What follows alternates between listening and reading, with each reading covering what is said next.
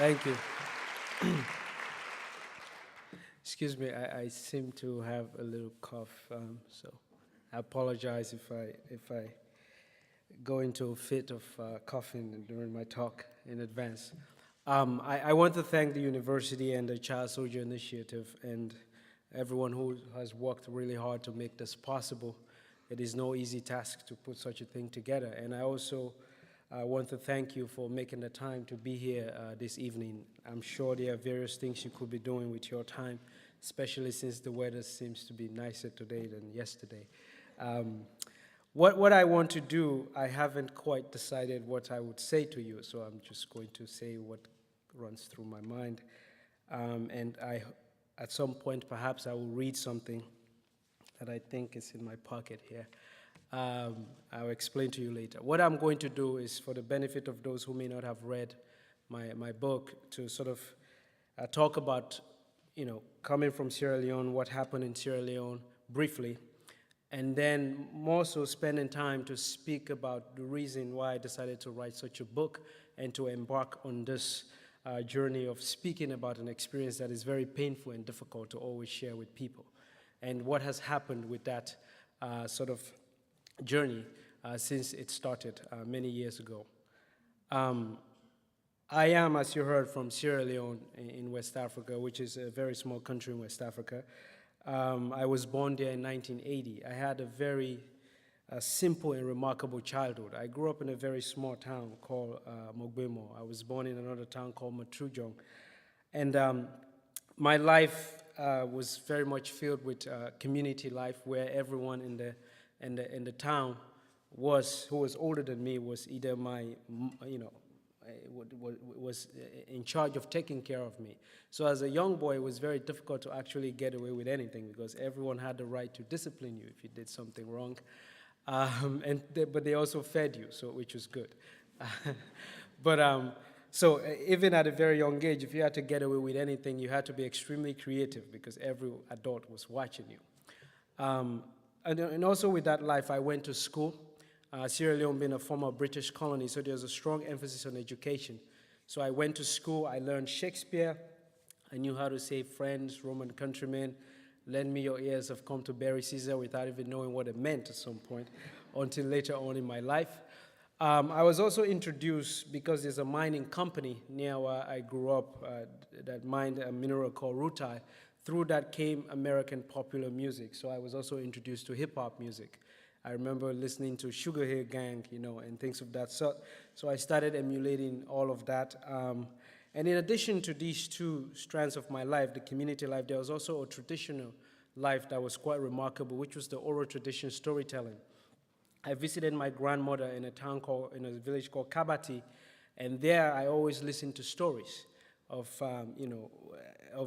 about family, about the village, about how to behave. Stories always had a moral and ethical foundation and background when you were told the stories. So even at a very young age, I came to know that a story has to be told for a purpose. If there's no purpose in the telling of the story, there's no need to waste the time or to waste the ears of people who are listening to it.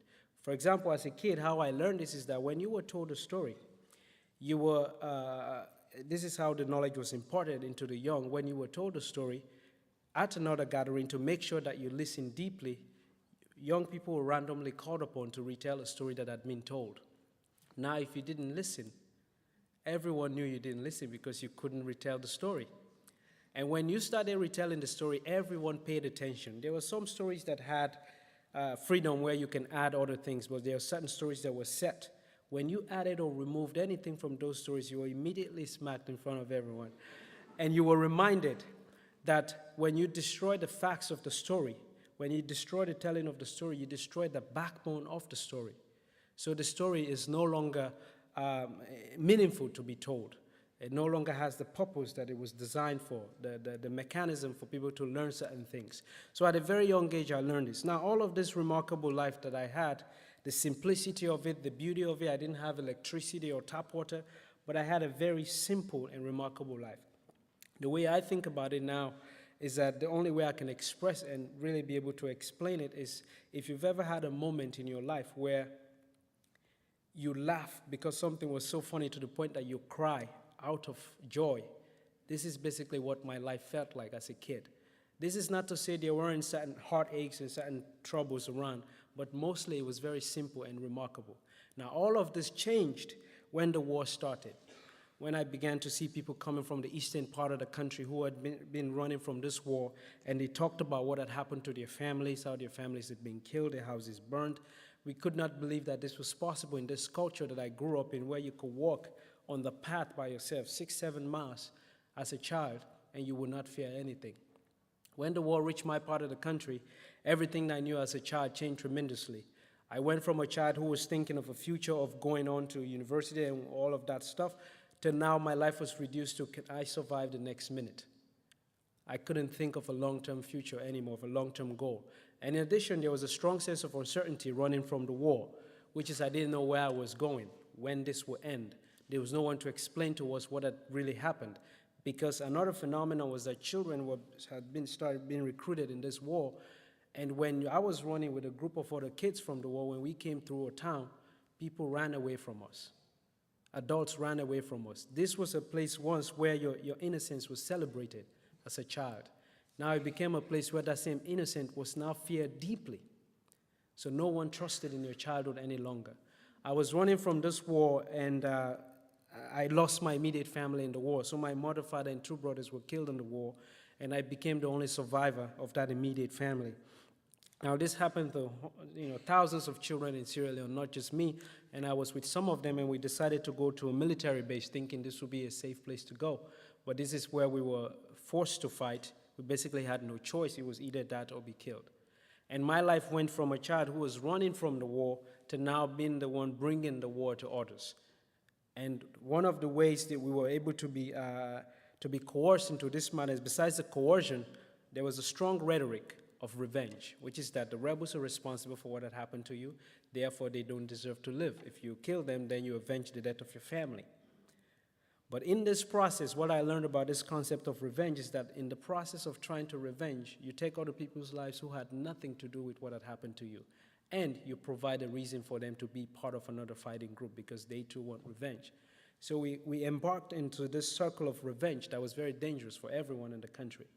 Now, another thing was that there were a lot of drugs being used, from your common marijuana to cocaine to what was called brown, which could be a combination of heroin and gunpowder, or cocaine and gunpowder. And these things brought about a sense of invisibility, that you felt you couldn't die. You could go into fighting, things that now, in retrospect, I would not do at all if I were to be sent to do those things. But at that point, you felt that you couldn't die. Everything was, that you were invisible. And also you had this energy, you couldn't sleep. I developed an insomnia that even after the war, it took me many years before I could sleep for more than 3 hours a night. I'm slowly getting to that point now, so it was very difficult. Now, I was in this war from when I was 13. I started running from the war when I was 12, and at 13, I started fighting until I was close to 16 when I was removed from the war. And I was brought to my capital city, Freetown, of the capital city of Sierra Leone. I had never been to the capital city of my country. I didn't know very much about what the geography of my country was, because my life only revolved around the south where I grew up. And at the rehabilitation center is when I began to go through this rehabilitation process. And the way I was removed from the war was because UNICEF workers started coming into to the commander that we were fighting under, and had developed a relationship, and they were able to give some of us up to them. I'm not sure what they said to them, but at that time, I wasn't happy to leave, because I'd gotten so accustomed to this group. This group had replaced the family that I'd lost, and fighting had become a way to stay alive, had become a way to gain access to the limited resources that were available. It also became a way to have power in a place where if you didn't have the power of the gun, your life was basically at the whim of anyone who decided to take it or live it. So I'd gotten so accustomed to this life that when I was being taken, I actually was not happy to go. I also didn't know who UNICEF was. It's the first time I'd heard of them. So I had no idea who these people were. And when I was brought at a rehabilitation center, it took me 8 months just to begin to function as a human being again, as a child. I had to learn how to sleep. I had forgotten how to even sleep. I had to learn how to trust people again. I had to learn how to trust in my own humanity. And also, another difficulty, after I left the rehabilitation center, more of the rehabilitation continued, But at this point,